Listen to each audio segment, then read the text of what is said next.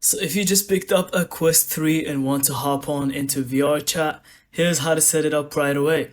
First, you'll need a Meta account. Log into your Quest 3 with the account, then head over to the Meta Quest store. Just search for VR chat and download. It's free. Once installed, open it up and either sign in with an existing VR chat account or create a new one.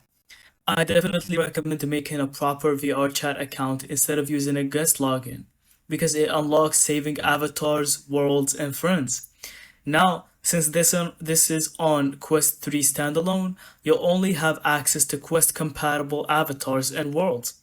If you want full PC VR access, meaning all avatars, shaders, and worlds, you'll need to connect your Quest 3 to a gaming PC using AirLink or a link cable.